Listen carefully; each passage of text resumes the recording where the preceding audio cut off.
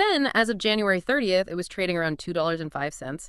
And then things got even more interesting. We saw some buzz on financial social media that it might have dipped as low as $1.63 on March 11th, but then it spiked back up to $1.63 on the same day. What's going on there?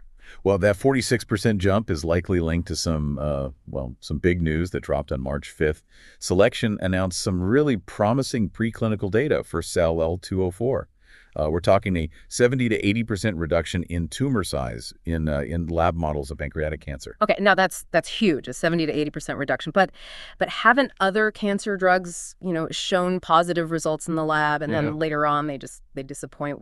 What makes this data so compelling? Well, a couple of things. First, remember how SL204 can be given systemically? The bloodstream, right? Yeah, through the bloodstream. Well, that's how they gave it in these preclinical studies. So not only was it like super effective at shrinking those tumors, it did so after being injected into the bloodstream. So that means it could, potentially target cancers throughout the body. Okay, so that's a key difference here. It's not just about treating localized tumors. We're talking about tackling cancers that have spread, which is that's a whole different ballgame. Anything else that makes this data stand out? There are also some early indications that SECL204 might even work on cancers that don't even have the KRAS mutation. If that's confirmed, well, that would significantly expand its potential applications. That would be a real game changer. Okay, so that paints a clearer picture of why the stock might have jumped so much.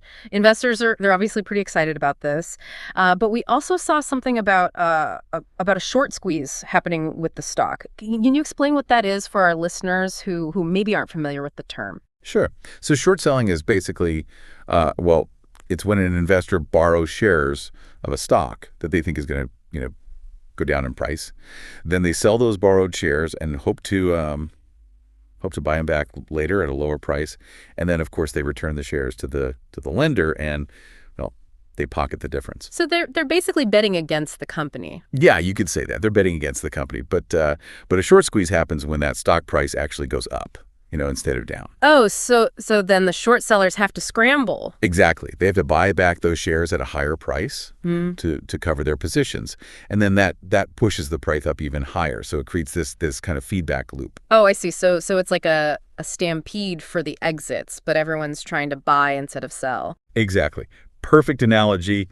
And it seems like there was quite a bit of short interest in SLXN. Meaning, a lot of people were betting against it. So this positive news about SIL204, well, it probably caught those short sellers off guard. They had to scramble to buy back shares.